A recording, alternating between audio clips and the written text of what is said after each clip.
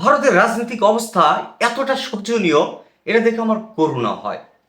তারা যে বাংলাদেশ নিয়ে এত মাতামাতি করে, এত উস্কানিমূলক কথাবার্তা বলার চেষ্টা করে, গুজব ছড়ায়, অপপ্রচার করে, এটা নিয়ে আমার রাগ হয় না, বরং আমার করুণা হয়। তাদের রাজনীতি কোথায় গিয়ে দাঁড়াইছে? এই কি একটা বৃহৎ গণতান্ত্রিক রাষ্ট্রের রাজনৈতিক সংস্কৃতি? পশ্চিমবাংলার রিপাবলিক বাংলা, এই চ্যানেলটা নিয়ে বাংলাদেশেও অনেক কথা হয়েছে যে এই রিপাবলিক বাংলা একে কেউ মানে মলম, হকার, মানে ওদের যে মূল উপস্থাপক ময়ূর, মানে সে হয়তো মলম বিক্রেতা, হকার, এটা সেটা নিয়ে আমাদের দেশে অনেক ট্রল, অনেক কিছু হয়েছে তাকে নিয়ে।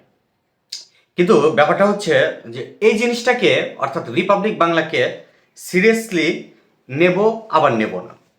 প্রথমত নেব না কেন?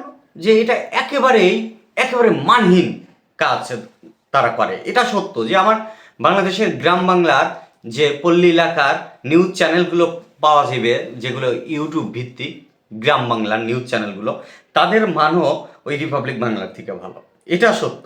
কিন্তু এটা একটা মূলধারার গণমাধ্যম, তো সেটাও মূল কথা না। মূল কথা হচ্ছে যেহেতু রিপাবলিক বাংলা বিজিবির মদতপুষ্ট একটা চ্যানেল, মানে রিপাবলিক বাংলার এই কার্যক্রম দেখেই বোঝা যায় যে আসলে বিজিবির রাজনীতি কেমন, মানে বিজেপির রাজনীতি কতটা নোংরামিকতায় পরিপূর্ণ, তাদের রাজনীতির আদর্শ, নৈতিকতা বা তাদের রাজনীতি কতটা জগা খিচুড়িতে পরিপূর্ণ, সেটা রিপাবলিক বাংলা দেখলেই বোঝা যায়।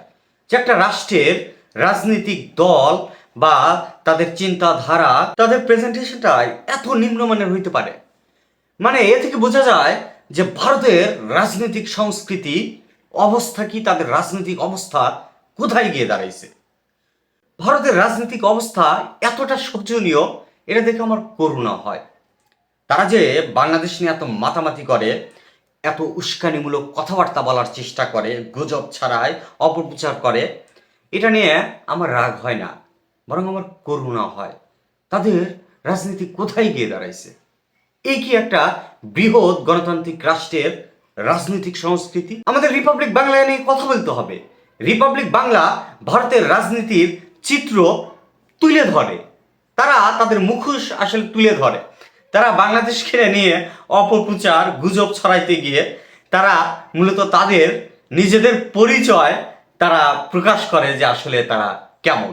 অর্থাৎ আমি যেটা বুঝাইতে চাচ্ছি আমার এই শর্ট ভিডিওতে, যে রিপাবলিক বাংলা এটাকে আমরা সিরিয়াসলি নেব কেন, নেব না, এটা নিয়ে আমরা হাসাহাসি করবো না, বরং এটাকে আমরা খুবই সিরিয়াসলি নেব এবং এটাকে আমরা রেফারেন্স হিসেবে তুলে ধরার চেষ্টা করব যে ভারতের রাজনীতি কোথায় গেছে।